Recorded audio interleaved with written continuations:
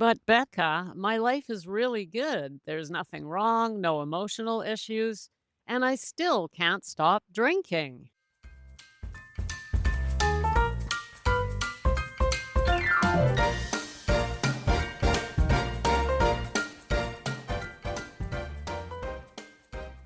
Welcome to Sobriety Snippets for Women Over 40, where we elevate that mindset to trade hangovers for higher consciousness.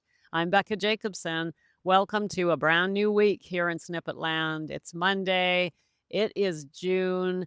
We are feeling great. And the topic, or I guess the theme this week, is the idea that alcohol can still be a problem even when everything else is just peachy. Peachy. So I do hear from women who have very good lives, very good lives. No issues with relationships or finances, a beautiful career or a career that they've retired from happily. Just everything's all lined up. And they even say to me, I've healed the past. I had some problems with my past, but I've done some emotional work and I've overcome that, and yet there they sit, unable to put down the alcohol. And when this happens, we have to turn to the basic idea of habit slash addiction. We're going to talk about that this week from three different angles. But today, what I wanted to do was share with you an interview I did a year ago with a beautiful woman named Anne.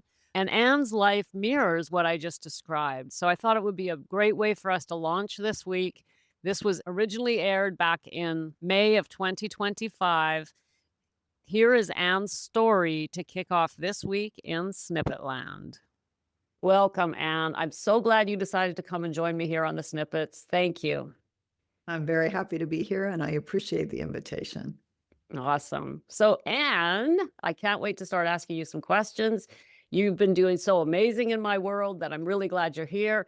Before we get to the good stuff, though, and what you're doing now, I know life is very good. What was your life like before you found the show? I would say that I was in a transition period over the last year because I retired in February of 2024.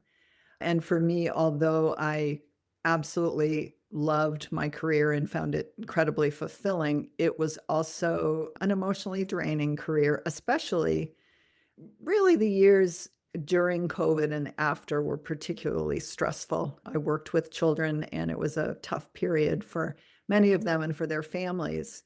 I also worked for a large healthcare system, which, for those that are in it, will definitely relate to the challenges that healthcare systems face these days. And so my work had become extremely stressful.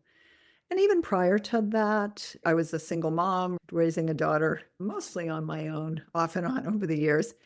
And so alcohol had become really a way for me to check out at the end of the day and to find some peace when things were overwhelming and there were just too many things to deal with. And it was a habit that served me for a long time, I think, but that ultimately, of course, wasn't good for my health. I was a functional drinker, I would say, in all ways, but it had become very compulsive and obsessional for me that I just thought about it a lot and would plan for when and where and how.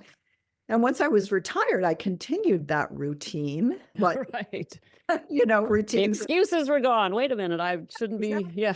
And I'm like, oh, but I like my routine. I've always been a person that really likes that. So I stuck with it, but became more aware that, for one thing, I didn't need it in the same way, but so couldn't even imagine stopping because it was just so much a part of my life. And I love to drink. So I Wow. Those are two very, very strong statements you just said. I couldn't even imagine stopping, and I love to drink. Thank you for sharing that, because I think a lot of the snippet lovers out there somehow think that those of us who quit were sort of drinkers light or not. That's why I tell my story. Obsession is really the true word for it. And is. despite the fact that you're a professional and you're working and functioning, you love to drink and you couldn't imagine life without it. And yet here you are. We're going to hear where you are in a moment. I'm going to back up, Anne, typical of me here in Snippet Land. Forgot to ask you where you're from. So would you share with us where you're coming from? Sure. I'm from the Boston area originally, and I'm here you from southeastern Mass.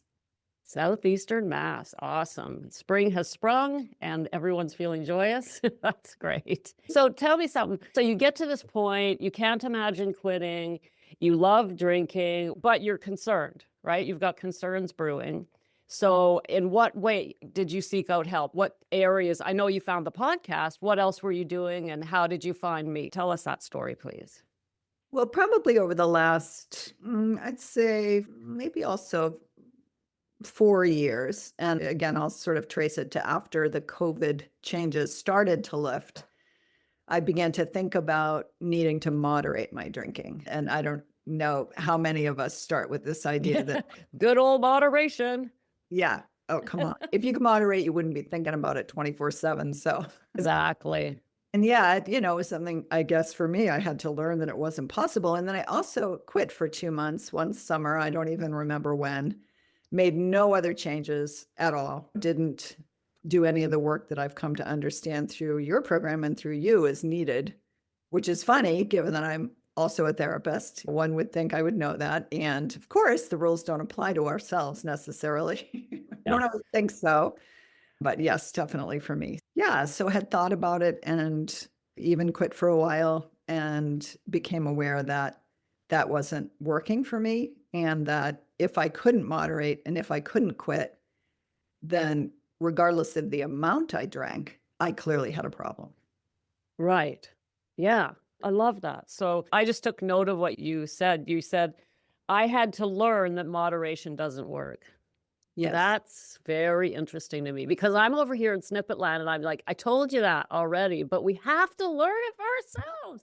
And I did too. But how many times do we have to learn it?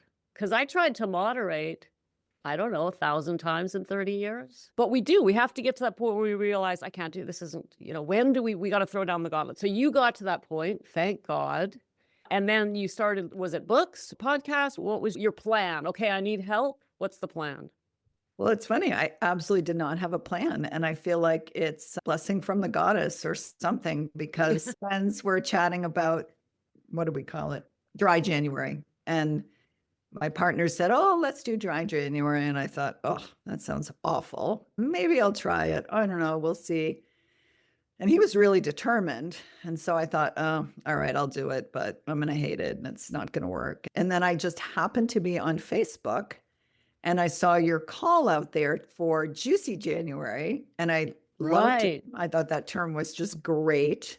And I thought, well, if I'm going to do it anyway, which I was mad about somewhat, if I'm going to do it anyway, then I might as well give this other thing a try. And maybe there'll be something helpful. And you were so upbeat about it. I thought, okay, well, I'm going to do it anyway. And so I might as well enjoy a person who's talking about it because it probably won't work.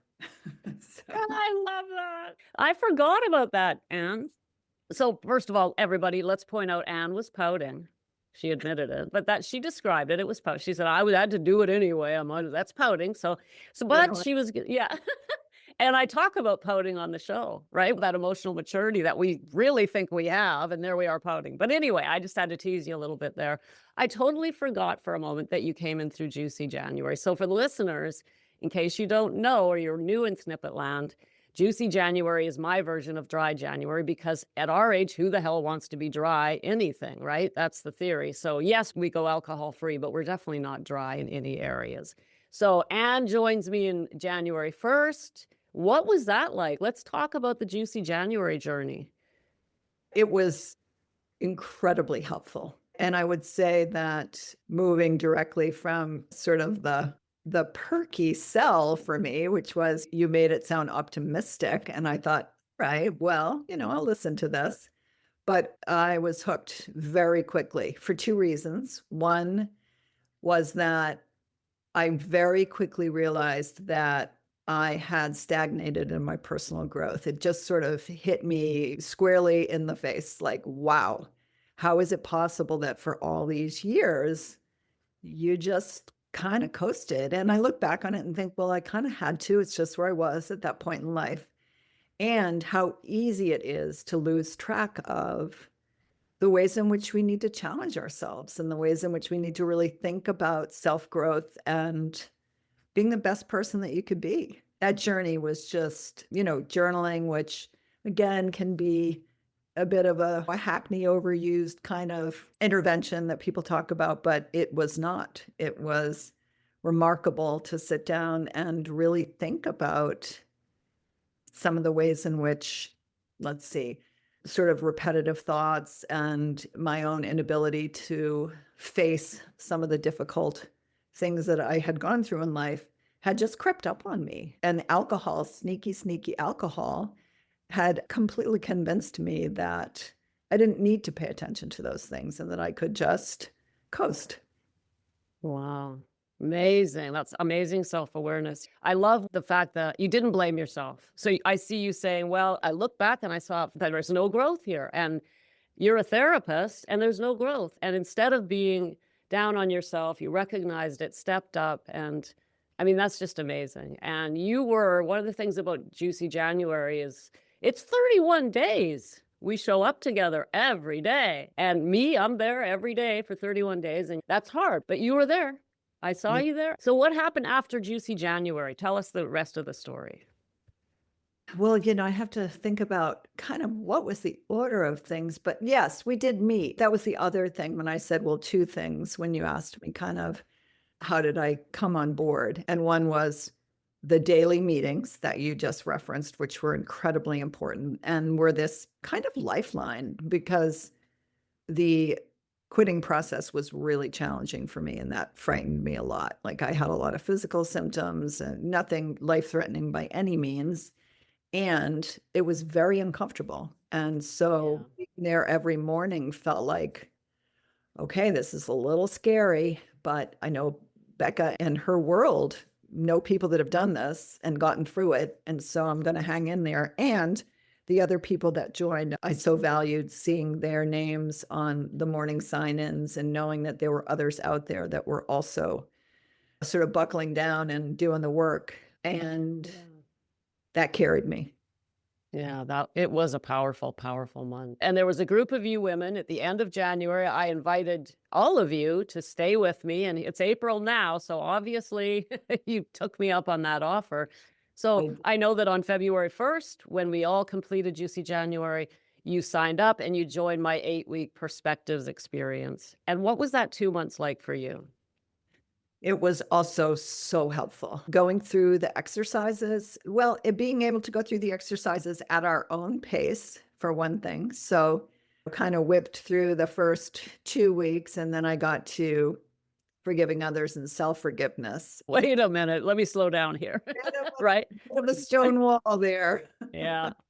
And, had this idea, oh, I've had a lot of therapy in my life, have dealt with childhood trauma, blah, blah, blah, and sort of discovered pockets of trauma slash areas of my life that I really needed to go back and work with. And you were so helpful to me in our coaching calls with figuring out a way to do that work and to do it with a fresh set of eyes, both from you and really from myself. You stepped up though, Anne. I could see your determination. And one of the things I really admire about you is your humility. You're a therapist, you might need a therapist. You're a doctor, you need a doctor. You're a dentist, you need a dentist. Right? We can't do our own teeth. We can't. Do So, our own work. yeah. And I'm a coach and I have a coach. So good for you for recognizing that. Not all professionals do. Right. So I'm proud of you for that. So you did the 8 weeks, and what was the transformation like? And actually, talk more about when did you stop obsessing about alcohol? Like, what happened there? That is a good question. I would say it started to shift after that first month, during the second month. And I think the fact that there was work to do almost every day, and so that kind of process of just uncovering and learning new strategies and journaling, and also the other women that just had Yeah. such a wonderful experience with the women that I've met on this journey. It's so amazing to me that we come from all over the place and all different stages of life. And there's just this incredible feeling of caring and willingness to make mistakes, and nobody's freaking out if they say, well, I had a drink or I really want to drink. What should I do? Help. Everybody just reaches out, and the group is just such a enveloping feeling. Yeah, they are. You are. That group, you group of women, the women who join me are amazing. And that includes women who will come in the future. It's just like there's a magnet or something. And I'm grateful every day. It's like, thank you for allowing me to turn on this microphone and share and put out challenges and teach master classes. And the women who need the help, the women who will benefit from this end up coming. It's magical, right? And Yes. that group, that you group of women, I know you know who you are. You're hearing this. I know you're hearing this. We love you, Anne and I both. So, Oh, what happened after the 8 weeks?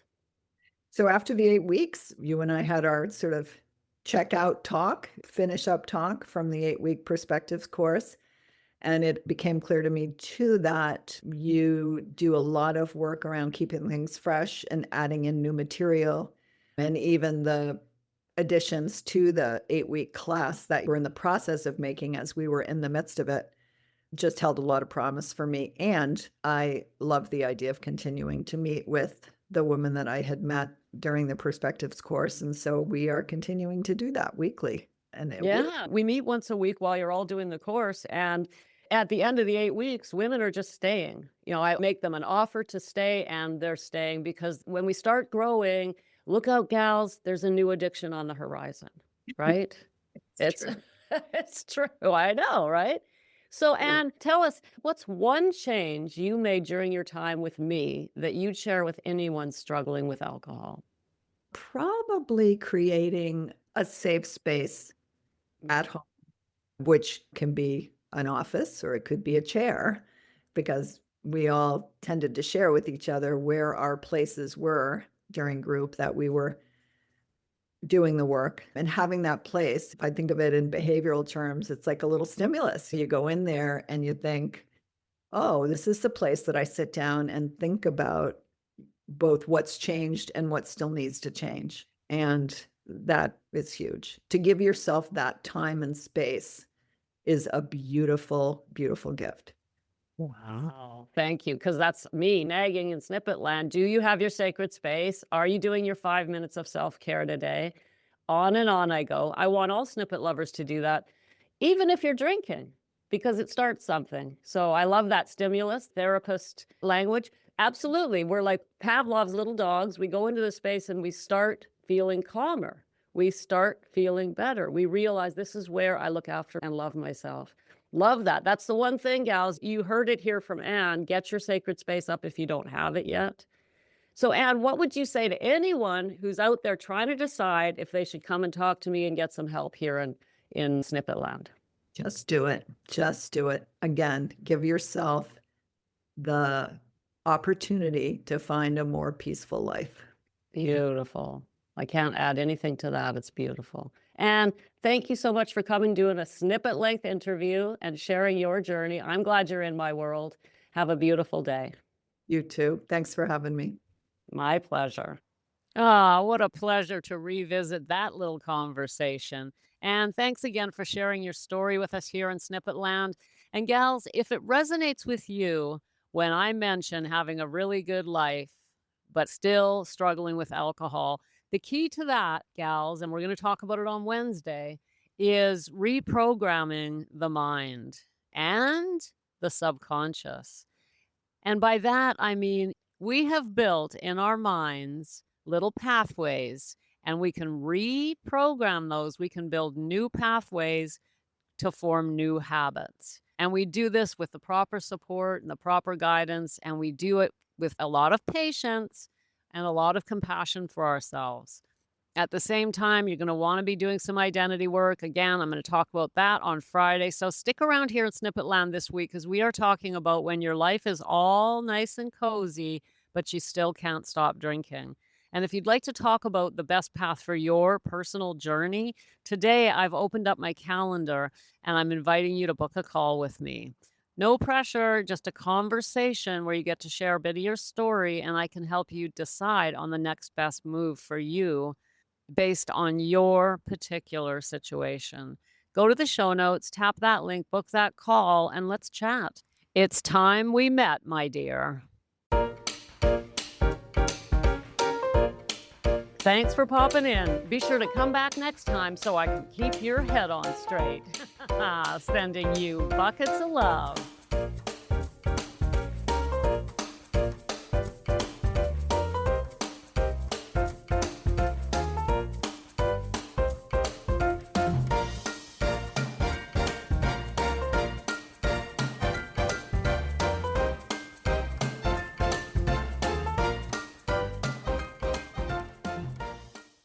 The modern man is fascinating.